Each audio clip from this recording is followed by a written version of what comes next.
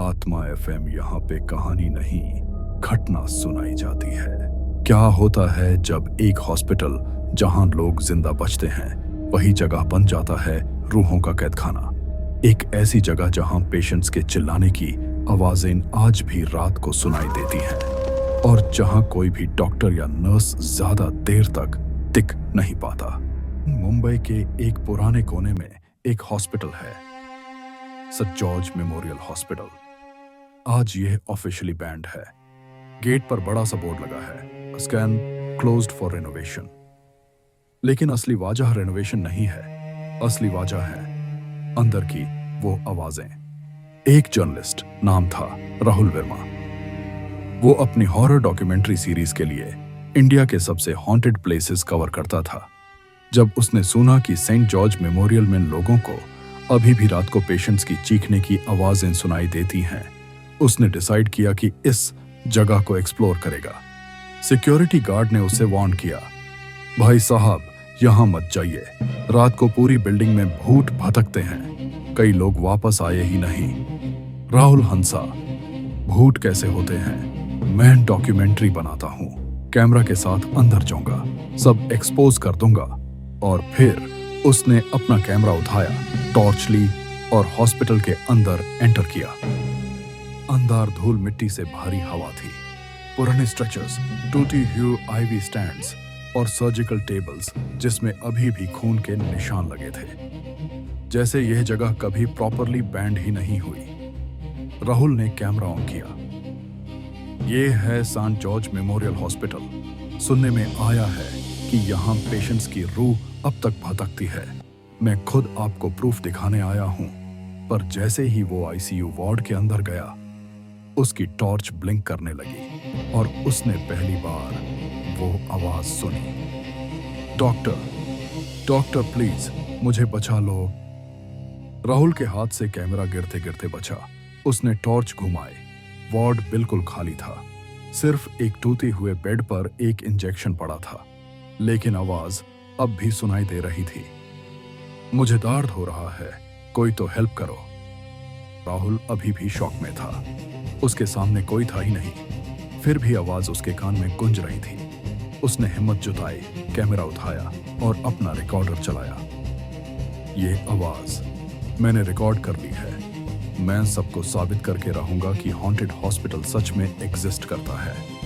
Torch की रोशनी में उसने आईसीयू वार्ड एक्सप्लोर करना शुरू किया। सब जगह बेड्स थे जहां पेशेंट्स शायद अपना आखिरी वक्त गुजार चुके थे। तभी उसने एक पुराना पेशेंट फाइल रख कर देखा।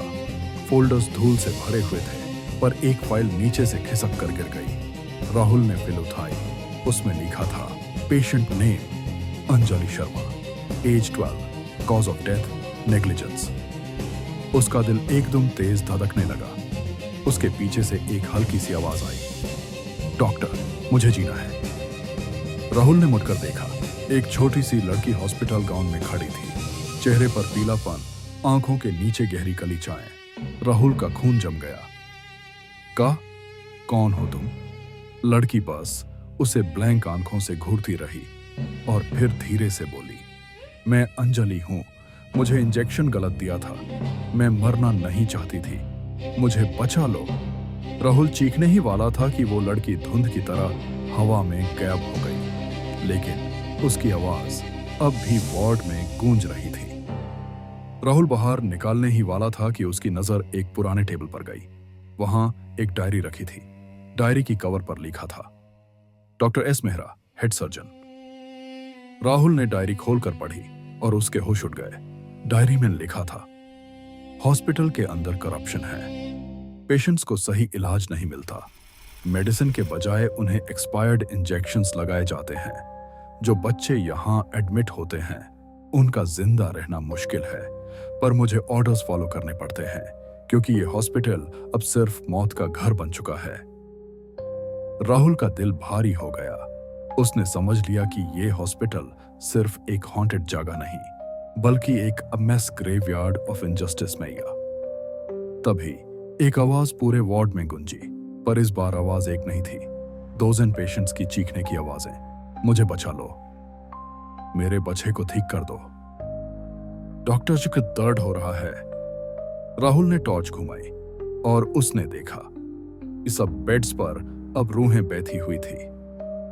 पेशेंट्स, बच्चे, बुढ़े, औरतों के चेहरे सब उसे घूर रहे थे। उनकी आंखें खून से भारी, बॉडीज अधिगायब जैसे कि धुंध से बनी हो। राहुल ने कैमरा उठाया और रिकॉर्ड करने लगा, पर तभी एक रूह उसके पास आई और उसके कान में फुफकारी, सच को दुनिया के सामने ला, वरना तुम भी यहीं फंस जाओगे। राहुल के हाथ कांप रहे थे। कैमरा चल रहा था, पर उसका फोकस अब सिर्फ एक चीज पर था, सच। उसने डिसाइड किया कि अब वो हर वार्ड, हर रूम एक्सप्लोर करेगा। टॉर्च की रोशनी में चलते हुए उसकी नजर पड़ी एक बड़े आयरन के डोर पर। डोर के ऊपर एक बोर्ड लटक रहा था, ऑपरेशन थिएटर, ओटी ब्लॉक। दरवाजा आधा खुला हुआ था और अंदर से एक ठंडी हवा बाहर आ रही थी, जैसे कोई बर्फ का गोडाउन हो। दरवाजा धक्का दिया और जैसे ही अंदर घुसा, उसका कैमरा फ्रीज हो गया। ऑपरेशन थिएटर में सब जगह पुरानी सर्जिकल मशीन्स रखी थी। टेबल्स पर पुराने ब्लड स्टेन्स अभी भी चिपके हुए थे। वॉल्स पर सर्जिकल मार्क्स और एक कॉर्नर में पुराने ग्लव्स और मास्क्स फेंके हुए, और बीच में एक ऑपरेटिंग टेबल था जिसमें एक मड शैडो जैसी रूह शास लथपथ थी। वो रूह कांप रही थी, जैसे अभी भी उसका ऑपरेशन हो रहा हो, और उसने चीख कर कहा, उन्होंने मुझे जिंदा छेड़ा था, मुझे सुलाया नहीं था, मैं सब फील कर रही थी। राहुल ने टॉर्च घुमाई, पर जैसी ही रोशनी उस रूह पर पड़ी, वो धुंध की तरह उड़ गई। डायरी का नेक्स्ट पेज। राहुल का दिल थोड़ा संभला। उसने फिर डायरी खोली जो उसके बग में थी। नेक्स्ट पेज पर लिखा था, मुझे ऑर्डर्स दिए गए हैं कि कुछ पेशेंट्स पर नई दवाओं का ट्रायल करूं। ये ड्रग्स अभी अप्रूव नहीं हुए हैं, लेकिन हॉस्पिटल के ऊपर एक नेटवर्क है जो कहता है अगर पेशेंट मर भी जाए तो कोई परवाह नहीं, क्योंकि उनकी लाशें भी एक काम आती हैं। राहुल की सांसें रुक गई। यह हॉस्पिटल सिर्फ ट्रीटमेंट की जगह नहीं था, यह एक लेबोरेटरी ऑफ डेथ कॉक था। राहुल ने डिसाइड किया कि यूज हॉस्पिटल का नीचे का पार्ट एक्सप्लोर करना होगा। उसने एक स्टेयरवे देखी जो बेसमेंट की तरफ जा रही थी। स्टेयर्स पर लिखा था, restricted area, no entry. Rahul ने कैमरा एडजस्ट किया और नीचे चल दिया। बेसमेंट में उतरते ही हवा और भी ठंडी हो गई। वॉल से पानी टपक रहा था और एक अजीब सी बदबू थी, जैसे पुराने केमिकल्स और सड़ी हुई लाशें।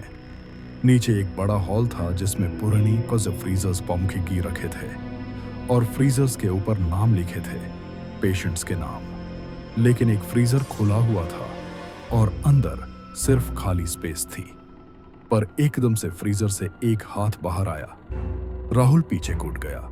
वो एक पेशेंट का घोस्टली हाथ हुआ था, सेफ्ड, ठंडा और पूरी तरह से निखरा हुआ। और फिर आवाज आई, उन्होंने हमारे ऑर्गन्स बेच दिए और हमें जिंदा ही मार दिया। राहुल ने देखा कि बेसमेंट में अब धुंध से भरे हुए 10 से 15 पेशेंट्स खड़े हो गए। सब एक कोरस में चिल्लाए, सच को दुनिया तक ले जाओ, सच को एक्सपोज करो, नहीं तो तुम भी यहीं बंद हो जाओगे हमारे साथ। राहुल का कैमरा अपने आप ग्लिच करने लगा। रिकॉर्डिंग में सिर्फ स्टैटिक और डिस्टॉर्टेड फेसेस आ रहे थे। उसने डायरी का आखिरी पेज खोला और वहां लिखा था, ये हॉस्पिटल एक दिन बैंड हो जाएगा, लेकिन जो रूह यहां मारेंगे वो कभी चैन नहीं पाएंगे। अगर कोई सच्चा इंसान अंदर आएगा तो उन्हें आजादी मिल सकती है, तभी इनकी चीखें खत्म होंगी। राहुल समझ गया, उसका मिशन अब सिर्फ एक डॉक्यूमेंट्री बनाना नहीं, बल्कि इन रूहों को मुक्ति देना था। कहानी कैसी लगी है कमेंट में बोलिए। आगे के पाठ देखने के लिए आत्मा ईएफएम को सब्सक्राइब कीजिए।